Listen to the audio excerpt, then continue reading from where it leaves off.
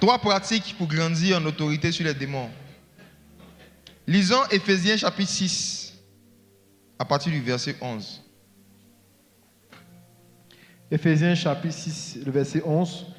Revêtez-vous de toutes les armes de Dieu, afin de pouvoir tenir ferme contre les ruses du diable.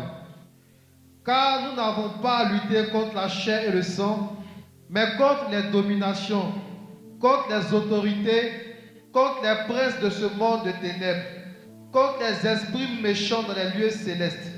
Ok. Alors, dans ce passage, surtout au verset 12, l'apôtre Paul a parlé des 4 catégories d'esprits méchants. La première catégorie, il a parlé des dominations, ensuite des autorités, après des princes de ce monde, puis les esprits méchants qui sont dans les lieux célestes. Donc, dans le royaume des ténèbres, il y a différents types de démons, il y a différents niveaux de puissance et d'autorité. C'est pareil aussi dans le royaume des cieux. On est tous dans le royaume de Dieu, mais nous n'avons pas tous la même autorité. Pourquoi ce sujet? Pourquoi j'aborde ce sujet?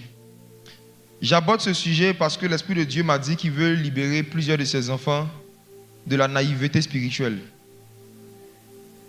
La naïveté spirituelle consiste à croire qu'une fois qu'on prononce le mot de Jésus, juste avec le nom de Jésus, on peut régler toutes sortes de problèmes.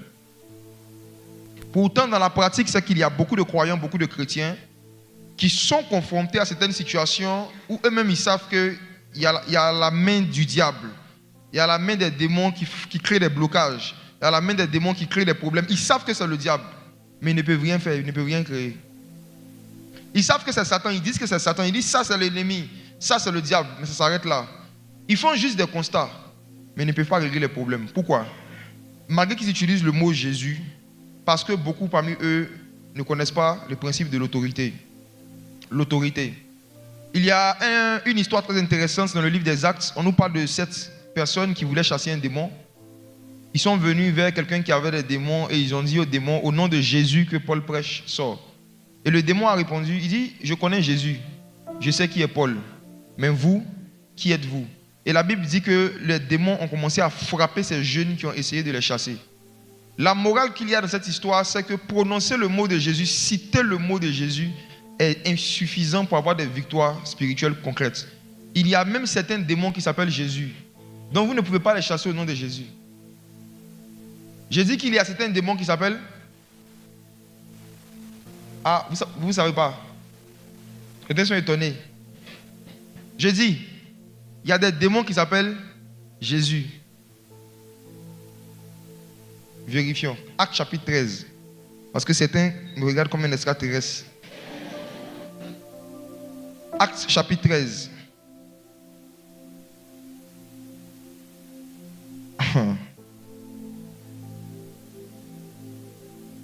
Regardons à partir du verset 6. Acte chapitre 13, à partir du verset 6, disons. Ayant ensuite traversé toute l'île jusqu'à Paphos, ils trouvèrent un certain magicien. Un certain quoi? Magicien. Un certain quoi? Magicien. Ok. Oui. Faux prophète juif, nommé Bar Jésus. Pause. Magicien, faux prophète, mais nommé Bar Jésus. Bar Jésus. Le mot Bar signifie fils en araméen. Donc il s'appelait fils de Jésus. Ça veut dire que si tu le vois, il a porté un t-shirt, il a écrit Jésus dessus. C'est son nom même. Quand tu lui demandes ton nom, il va te dire je suis le fils de Jésus. Donc c'est un magicien, un sorcier, un occultiste, un faux prophète, mais qui travaille avec le mot Jésus. Il faut que vous soyez délivrés de la naïveté. Ce n'est pas parce que quelqu'un prononce le mot Jésus qu'il appartient forcément à Jésus. Ce n'est pas parce que quelqu'un écrit même Jésus gros dans son église en fond, Jesus, que ça veut dire forcément que l'esprit qui se manifeste, c'est l'esprit de Jésus. Il faut que vous allez plus loin que les prononciations. Parce que Jésus lui-même, il a dit dans Marc chapitre 7, beaucoup de gens m'honorent du bout des lèvres, mais leur cœur est éloigné de moi. Donc on reconnaît quelqu'un pas en fonction des mots qu'il prononce, mais en fonction du type de cœur qu'il a. Le cœur. Et le cœur de quelqu'un se voit par son comportement. Le Seigneur Jésus a dit, les faux prophètes ils viendront à vous en vêtements de brebis, mais à l'intérieur ou encore dans leur cœur, ce sont des loups voleurs. Donc, tant que tu n'as pas eu l'opportunité de côtoyer et de voir, d'observer régulièrement sur une longue période le comportement, le caractère que quelqu'un a, il te serait difficile de pouvoir vraiment savoir si c'est Jésus ou si c'est Jésus. Il y a beaucoup de Jésus actuellement.